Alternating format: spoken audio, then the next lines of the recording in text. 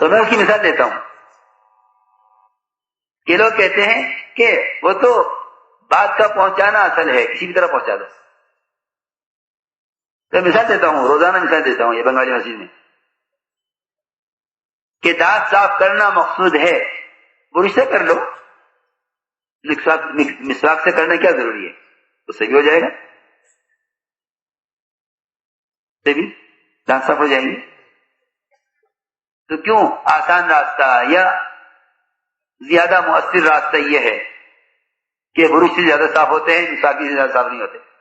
کہ نہیں، قضیہ یہ نہیں ہے کہ دانت صاف ہو جائیں، بلکہ بنیاد یہ ہے کہ دانت صاف کیے جائیں سنت کے مطابق.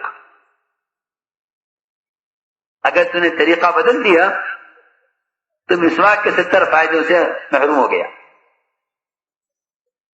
میں یہ کہنا چاہ رہا ہوں، کیونکہ کوئی بھی تھوڑی سی عقل رکھنے والا اس بات کو قبول نہیں کرے گا، اس بات کو قبول نہیں کرے گا کہ مسواک کے فائدے برش سے حاصل ہو سکتے ہیں. سنت کا کوئی متبادل نہیں ہے، سنت کا کوئی متبادل نہیں ہے سنت کا، کیونکہ حضور اکرم صلی اللہ علیہ وسلم نے جو کچھ کیا ہے وہ قیامت تک کے لیے کیا ہے. سمجھتے تھے کہ آج بھی تم اگر گدھے پر سوار ہوگے تو سنت کا وہی نور ہے جو اس زمانے میں تھا. آپ کار میں سفر کر سکتے ہیں، کیجئے، لیکن گدھے کی سواری کا متبادل کار نہیں ہو سکتی، کیونکہ سنت یہ ہے. میں ضروری بات کر رہا ہوں، آپ یہ نہیں کہیں گے آج یہ سنت ہے جب یہ سنت ہی نہیں ہے. نہیں، سنت تو سنت متعین ہے. سنت اسے کہتے ہیں جو زمانے کے اعتبار سے بدل نہ سکے، وہ سنت ہے. جی ہاں، یہ سنت یہ ہے جس کو زمانہ بدل نہیں سکتا. تو میں نے عرض کی ہے ایک بات کہ دعوت کیا ہے اور اس کی کیا سنت ہے. کہ دعوت کی سنت یہ ہے کہ مسلمان بذات خود عمل کی دعوت کو لے کر پھرے، یہ دعوت کی سنت ہے. اس سنت کا اس طرح کوئی متبادل نہیں ہے جس طرح مسواک کا کوئی متبادل نہیں ہے دانت صاف کرنے کے لیے. سنو، ایک مثال پکڑی ہے میں نے صرف. آپ اس پر ساری وضو کی سنتوں کو قیاس کر لو کہ کیا وضو کی سنت ہے. حالانکہ مسواک ایسی سنت ہے کہ اگر وضو بغیر مسواک کی کر لی گئی تو نماز ہو جائے گی، فرض واجب نہیں ہے، سنت ضرور ہے. اور بہت اس کے وظائر ہیں، بہت اس کی تاکید ہے. نماز ہو جائے گی بغیر مسواک کے. ایسی سنت جس کے بغیر نماز ہو سکتی ہے، نہ وضو ہو سکتا ہے، اس سنت کے چھوٹ جانے پر دشمن کے مقابلے پر لگے رہے، فتح ہو کر نہ دی، آخر بیٹھ کے غور کیا کہ کیا وجہ ہے، کس عمل کی کمی ہے کہ دشمن کا غلبہ حاصل نہیں ہو رہا ہے. نتیجہ یہ نکلا کہ وضو تو کیا تھا، نماز بھی پڑھی تھی، لیکن مسواک نہیں کیا تھا. جی ہاں، دیکھو روایت یہ بتائیں گے، کیونکہ اللہ تعالیٰ کا یہ دستور ہے. اللہ رب العزت نے قیامت تک کے لیے وہ رعب جس سے محمد صلی اللہ علیہ وسلم کی مدد کی ہے، اس رعب کو آپ کی سنتوں میں رکھ دیا ہے. اس رعب کو کہاں رکھ دیا ہے؟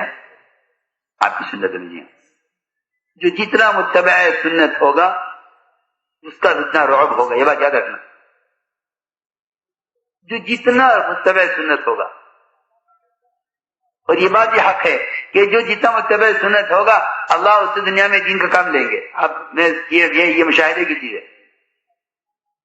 دو چیزیں میں نے دیکھی کہ ایک تو اتباع سنت کا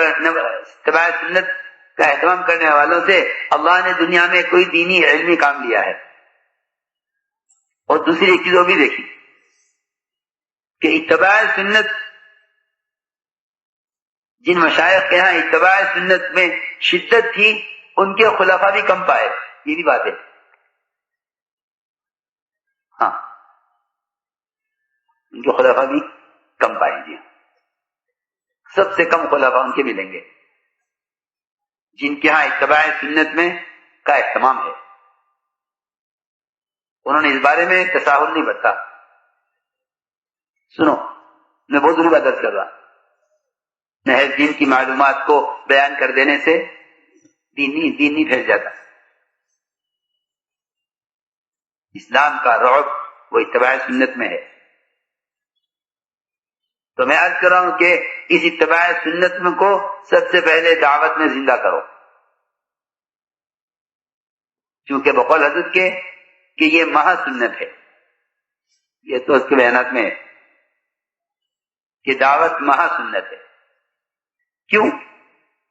اس لیے کہ دعوت سے پورے دین کو پوری امت کے اعتبار سے وجود میں لانے کی کوشش کی جائے گی.